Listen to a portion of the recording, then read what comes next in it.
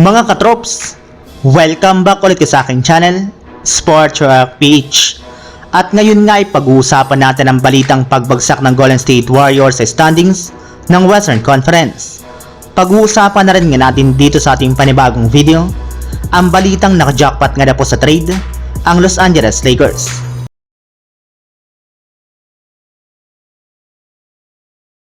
Matapos nga po na matalo ang Golden State Warriors sa kanilang game laban sa Minnesota Timberwolves sa score na 116-110, ay tuluyan na nga pong bumagsak sa 6 wins at 5 losses ang kanilang record, kung saan pang-anim na lamang nga po sila sa standings ng Western Conference.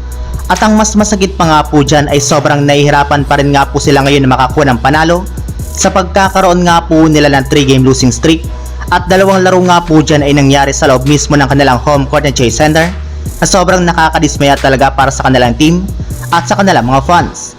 At isa nga po sa mga rason ng kanilang pagkatalo ay ang kakulangan ng katulong ni Stephen Curry, since bukod nga po sa kanya ay wala na nga pong iba pang player ng Warriors na nagtatala ng 20 plus points per game.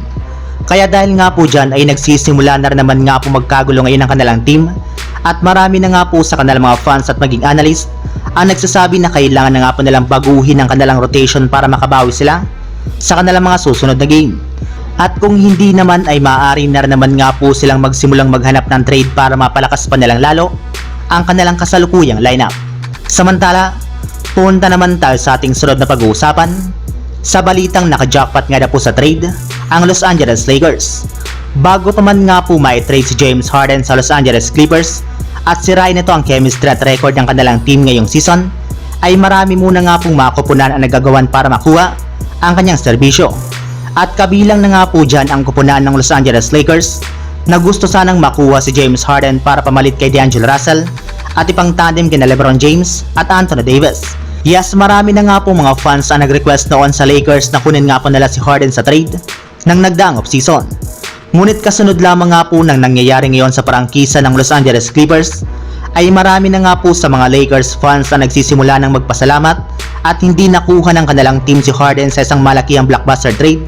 Gayong kung sakali man nga po nangyari iyon, ay malaki nga po sana ang posibilidad na sirain nito ang chemistry ng kanilang team, magsunod-sunod rin ang mga pagkatalo ng Los Angeles Lakers, at magkaroon rin sila ng napakalaking drama sa loob ng kanilang organisasyon. So yun lang mga katrops, ang handog kong story ngayong araw. Sana nag-enjoy kayo, please like and subscribe my YouTube channel, Sports React PH, para sa iba pang story at update patungkol sa NBA. Kita-kits muli sa ating susunod na video.